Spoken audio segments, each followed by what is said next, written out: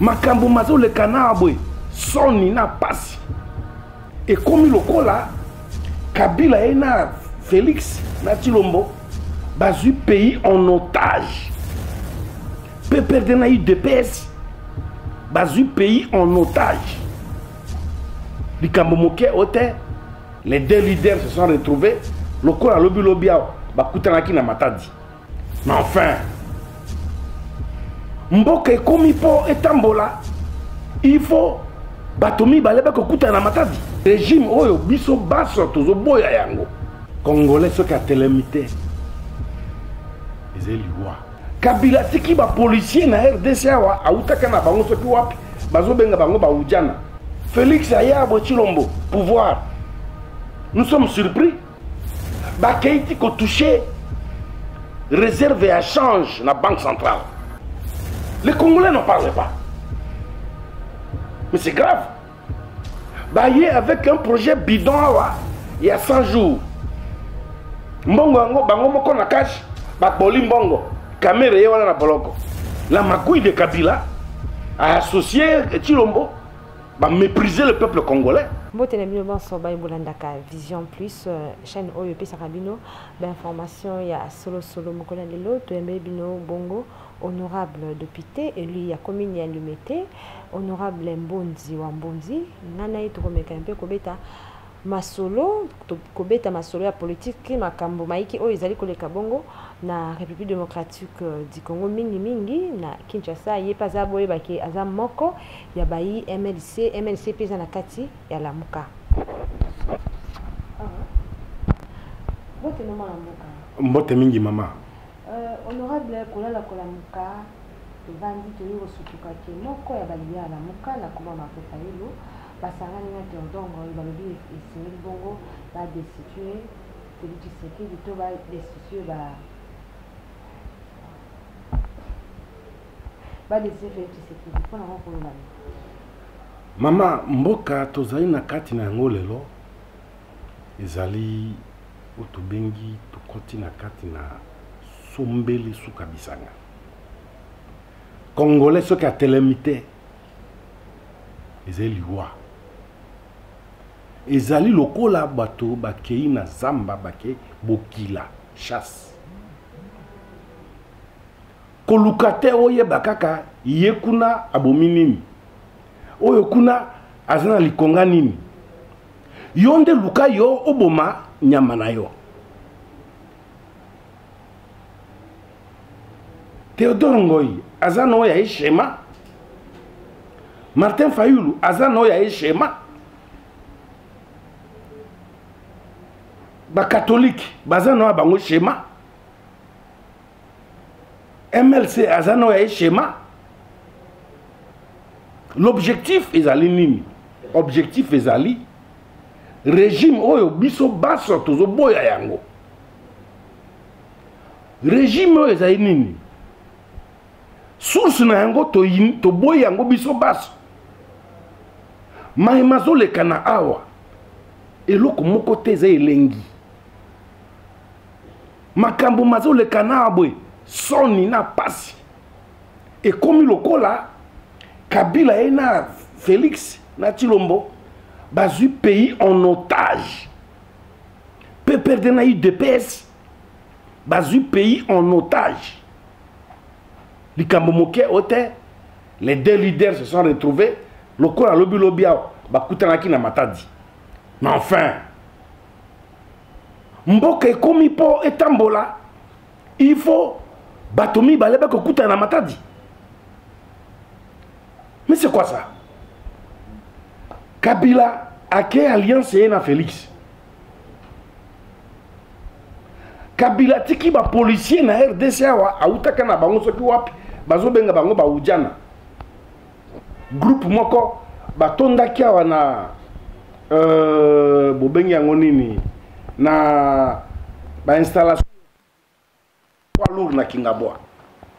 Groupe mosusu batikala kia wabwe na Fikini. Et ezaleli na bango na kati na foire non seulement et ça la ka insécurité mais explosion pavillon Mobimba et Ziki, dégâts matériels considérables, dégâts humains considérables. Nicolas Bizalé, il y a alliance na bango. Les Congolais ne se préoccupent pas de ça. Problème na bango, Martin Fayulu a demandé que Kabila démissionne. Pourquoi? Tala tozo longwana essentiel. Félix Ayabo Chilombo, pouvoir. Nous sommes surpris. Bakaïti ko touché réserve et échange na banque centrale. Les Congolais n'en parlent pas. Mais c'est grave. Baye avec un projet bidon il y a 100 jours. Mbongo bango moko na cash, bakboli mbongo, caméra wala na boloko. Mais ce sont des préoccupations et singela qui biso ba Congolais. Tout scruter, tout tia matei na biso miso na biso wana. Mais on est dans la distraction. Parce que Martin Fayulu a dit, mais qu'est-ce que ça vient faire? Martin Fayulu estime que gestion en Mboka est catastrophique. Il a son schéma. Schéma, il y a Moni. Et j'allais exiger des missions. Il y a Motoana. Il y a institution. Ça, c'est son schéma. Au lieu de réfléchir sur ce schéma, qu'est-ce que ce schéma dit, pense, est-ce faisable? Et si on le faisait, ça sera comment? Non, un brouhaha, c'est moi un brouhaha qui s'ensuit. On se limite à ça. Mais on ne veut pas aller dans la profondeur. En tout état de cause, ce régime n'a pas sa place. En tout état de cause, quelle que soit la manière, quel que soit le sentiment, ce régime n'a pas de place ici. Régime de la fraude. Une fraude escrable. De quoi qu'on racontait le contraire. La magouille de Kabila a associé Chilombo, a méprisé le peuple congolais. On s'est moqué de tout le monde. On a nargué tout le monde. Mais dans la cité c'est comme si Kabila, à Sarana Théodore, corrompre. Arrêtez avec ces blagues, c'est déjà entendu. Ça, c'est la technique, hein, la technique malencontreuse et UDPS. Montosal l'alliance na Kabila Wanani, officiellement. C'est Chilombo, non? C'est l'UDPS qui s'est allié, on peut perdre. Le ministre Bazalaka et le gouvernement ya Banani. S'il y a UDPS, il y a peu perdre. Il veut raconter quoi aux gens? Ça, c'est la pire distraction. Le fond de la question est que UDPS andimaka fotite. Mabe na bango yango wana. Bandimaka teke to sali mabe to bongisa. Il faut toujours chercher les pouces sur les têtes des autres. Le vrai problème est que la gestion de Chilombo ne tient pas. Nous sommes dans une situation difficile au pays. Alors très difficile. C'est ça la vraie vérité. Mais on refuse. Tala maman, ce qui te kebi na UDPS, il y a une tendance vers la déification de Chilombo. Attaquer tout le monde, empêcher tout le monde de parler, empêcher à tout le monde de réfléchir. C'est la stratégie Bazanango Yangwana.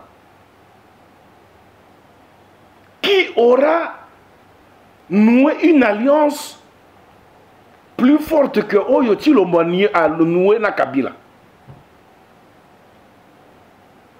Il devait avoir honte de ça. Ce qui va reprocher Batomusu Bazana Kabila. Bandana no bango moko kolongwa na Kabila. Qu'est-ce que nous ne vivons pas ici? Au début, oh non, il faut tolongolaye. Qui disait ici que il faut pas quitter ça, suspendre le Parlement? C'est qui dit ce qu'il dépêche. Mais maintenant, ils ont un allié, ils ont quelqu'un qui dit la même chose. On a mabé.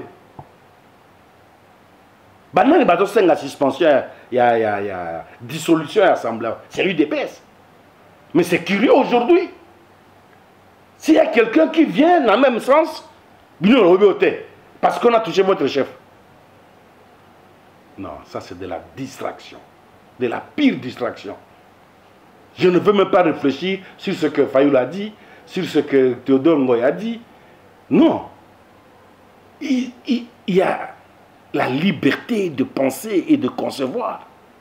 Pourquoi que Pekisabatoti va réfléchir? Ça, ça devient de l'aventure. Comment on a battu Balabango? À mon niveau, en tant qu'analyste politique d'abord, je ne vois pas ce que je peux reprocher à Fayoul. Je ne vois pas. Je ne vois pas ce que je peux reprocher à Théodore Ngoy. Parce que eux, l'UDPS a dit ça, a déclaré ça au début ici. Dissoudre le Parlement. Vous le savez autant que moi.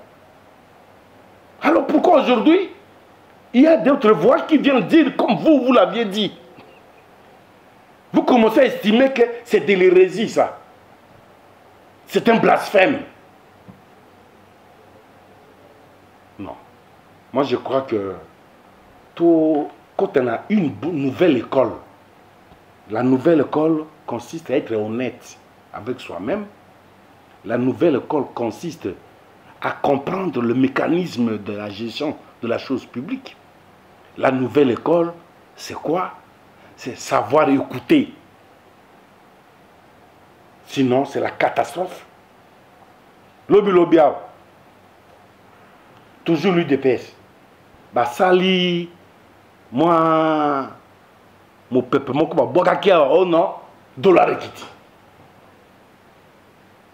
Pendant le week-end, il va quitter 6 dollars dans le laboratoire. Le lundi matin, il y a un zongi en flèche. Non. Ce sont des méthodes fascistes. C'est dépassé. Des méthodes surannées, impropres à la démocratie. Apprenons à dire, je suis insuffisant ici. Je suis incomplet ici. Mes frères, mes sœurs, venez. Voici, ici, nous pouvons placer là pour en arriver là. En ce qui me concerne, laissez-moi, mais vous prenez là-bas, on va ensemble pour sauver le pays. Que de chercher à diaboliser tout le monde. Tout le monde est diable. Il n'y a que le Saint de Dieu qui s'appelle l'UDPS. Ah, je suis désolé. Je suis vraiment désolé. Moi, je ne vois pas pourquoi ça doit leur faire autant de mal. Ils doivent maintenant plutôt présenter à la face du monde ce qui doit exclure l'intention de les faire démissionner, la dissolution de leur régime, par les actes, par le travail, que de commencer à inventer des choses et des choses. Désolé, madame. Mais na makambo nyonso ezali koleka na démocratie du Congo, mais mwana mboka Jean-Pierre Bemba aza na Kinshasa, kasi tozomona mouvement moko te na ngambo na bino MLC. Ovandi kaka su tozoyeba te eloko nini bino bozosala. Mama, bamongo baloba batela monoko motema sanduku. Batela monoko motema sanduku. Chilomba continue à pouvoir. Nous n'allons pas quitter. Nous n'allons pas fouiner dans le passé. Nous allons déboulonner. Nous allons. C'est quoi tous allons wapi? C'est de ça qu'il s'agit.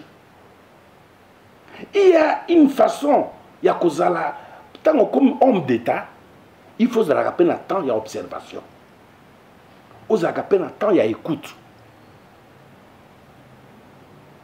Les Congolaises et Congolais ici, Jean-Pierre Bemba a fait 11 ans en prison. Il a beaucoup appris, il a beaucoup vu, il a beaucoup scruté. Il est en train de mettre sa machine au point. Il est en train de réfléchir sur les différents concepts qui minent notre pays. Il observe, il voit, il assiste, il regarde. Au moment venu, vous entendrez sa voix pour dire des choses importantes. Ce n'est pas pour raconter de la salade comme on essaye de nous inonder. Tout l'essentiel des questions. Moi, j'aurais bien voulu. Bala qui s'habille que boum, il y a cobalt. Ils ont fait s'habiller boy. Bala qui s'habille que boum, il y a coltan. Ils ont fait s'habiller boy. Avec ça, tout ça la boy. Le hors pair, et comme na monter ma casse. Va démontrer que la production est hors de comme il boy. Ça aurait été important. Si tu continues à schéma entretien, il y a une route de dessert agricole. C'est ce que et donc la population s'engage dans ngoyangwana. Que comme maka batukaka na ba verbiage, biloba loba, ko finga finga bato. C'est quoi ça? Nous n'allons pas passer le temps dans la distraction. Et c'est même criminel ça. Nazili nayoka milice oyo et bimikuna na Kingabwa. Les gens dénoncent cette milice et curieusement, c'est ce genre de l'UDPS qui proteste. Mais c'est grave ça. Mais vous nous prenez pour qui? Non, on veut comprendre. On veut marcher sur qui?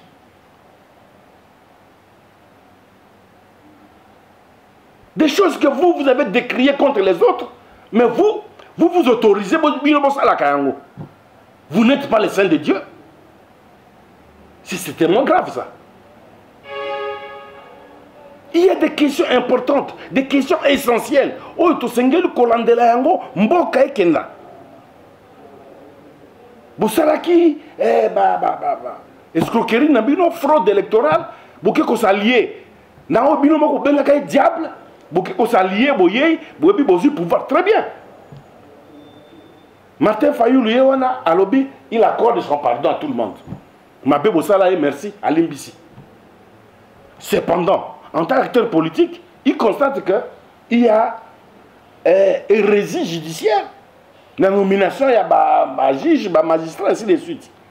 Il dit, mais ça appelle démission. Ça appelle à une démission. Il estime que c'est cela. Nous, pourquoi comme on a un débat d'actualité, et Zangi Motona Makolo, avec des analystes politiques improvisés, comme il y a belé na RDC, comme les la télévision, comme Tangana, comme on a bateau. C'est grave. Yo soko solo na Kabila, c'est bon. Yo, même Angelo Michael Neo. Motomosu soit solo na Kabila, traître. On l'a corrompu. On l'a acheté. Mais c'est quel état d'esprit ça? C'est quoi ça? Pour qui vous vous prenez? On a insulté tout le monde ici. Mais aujourd'hui, il y a 2-3 jours, il y a une semaine et demie, je ne sais pas, Kabila et Chilombo étaient ensemble à Matadi. Chilombo qui n'est pas né, on est à la trahison. Là, c'est bon. L'ange de Dieu cause avec Kabila. Mais si cela se passe entre un Congolais de l'UDPS, c'est bon. Un Congolais du PPRD causant avec un Congolais, je ne sais, d'un autre parti politique, ah, c'est un traître. Non, ce n'est pas correct. Nos amis doivent changer leur technique de combat politique. C'est suranné ça. Ça n'a plus de place aujourd'hui dans la vision politique moderne. Ça ne va pas. Ils vont diaboliser tout le monde. Tout ce qu'ils savent faire, c'est ça. Diaboliser tout le monde. Eux, ils sont des saints. Mais je crois que si tout le monde se donnait, Motéo Sami Pessi Lelo, Moussala Yakou, Loba Oyoï de Pes Ezali. Na ba boté le matin, ba okokate. Ba okokate. To betaka histoire na yango. O to yebi na yango. Ba okokapete. C'est un conseil gratuit, non peut sa bande konangai. Toujours qu'on bimana sujet important qu'au d'ailleurs. Mais va démontrer biso que argument. Ils se disent complets. Mais va démontrer juridiquement que argumentaire il y a nani pasteur Ngoy ezali ya mabe, argumentaire ya Fayulu ezali mabe techniquement. Pas démontrer en gros sur le plan des droits que voici, sur le plan des droits, voici nous avons fait ça. Et on convaincre l'opinion que de créer tension moko bonamboka ko banda ko finga bato na landi na ba réseaux sociaux ndenge baza ko finga Fayulu, mais c'est pas correct ça. C'est pas correct. Bato pe ba yebi ko finga bazali, ba ko finga pe mokonzi na bino bazali. Mais par éducation, les gens ne le font pas. On dirait baza na monopole ko finga ka bato. Bangonde ba yebi ko finga bato. Bangonde ba yebi via bato. Oh ya bango bato ba yebi te. Non, madame, à cette question-là, je n'ai pas une réponse. Dans un jugement à comporter sur Fayulu, dans un jugement à comporter sur Pasteur Ngoy. Tout ce que je sais, ezala Ngoy, ezala Fayulu, ezala Yohana Mopanzi Sango, ezala Ngai, ezala Congolais nyos, ayebi que la situation du pays est catastrophique. Sur le plan institutionnel, maman, comment on peut nous soumettre à pareil exercice? Pour recevoir serment, il y a un nouveau juge, un haut magistrat, à Koyamba, serment dans le palais du peuple, siège du Parlement. Président, il y a Sénat à boycotter Ayete. Président de l'Assemblée nationale à boycotter Ayete. L'État existe encore en quoi? Et lorsqu'on dit, on considère que Biloko Ndengewana ne mérite qu'une démission, vous vous levez pour dire que les gens sont corrompus. Non. Je crois que Bandeko Nabiso va revoir leur stratégie politique. Ce n'est plus la période des Alaka, Mobutu criminel, Mobutu assassin, Mobutu a fait ceci, Mobutu... Là, nous sommes en démocratie. Les alliés, capacité n'a pas prouvé en la gestion. Démontre aux gens que tu es apte au yebi, au lingimbo kanayo, aux akomipe sapona mbo kanayo. Pe bao misusu bazali banda ya ba institution, ba ko critiquer, ba ko fouiner, le cabino presse, il faut fouiner. Parce que le Congo est un patrimoine commun.